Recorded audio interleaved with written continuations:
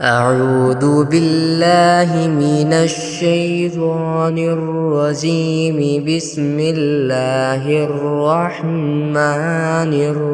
الرحيم. يا أيها المدثر قم فأنذر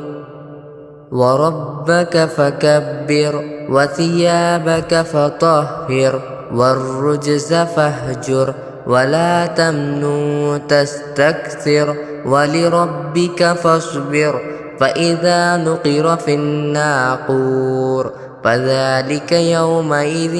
يوم عسير على الكافرين غير يسير. ذرني ومن خلقت وحيدا وجعلت له مالا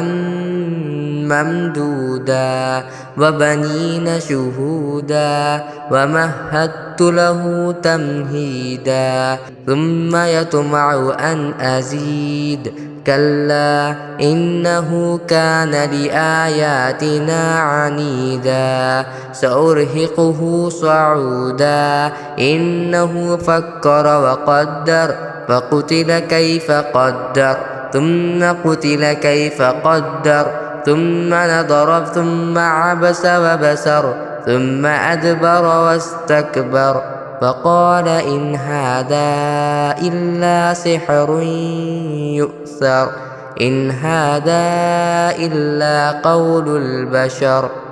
سأصليه سقر وما أدراك ما سقر لا تبقي ولا تذر لواحة للبشر عليها 19 وما جعلنا أصحاب النار إلا ملائكة وما جعلنا عدتهم إلا فتنة للذين كفروا ليستيقن الذين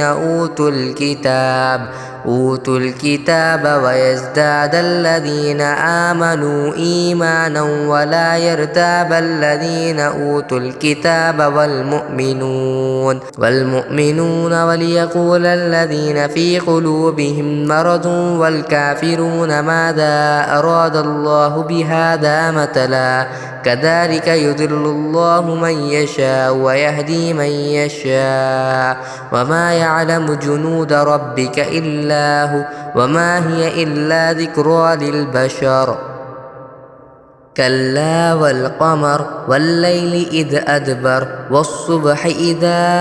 أسفر إنها لإحدى الكبر نذيرا للبشر لمن شاء منكم أن يتقدم أو يتأخر كل نفس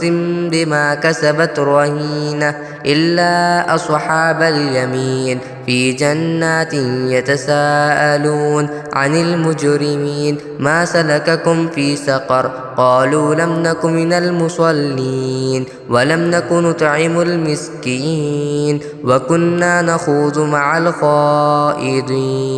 وكنا نكذب بيوم الدين حتى أتانا اليقين فما تنفعهم شفاعة الشافعين فما لهم عن التذكرة معرضين كأنهم حمر مستنفرة فرت من قسورة بل يريد كل امرئ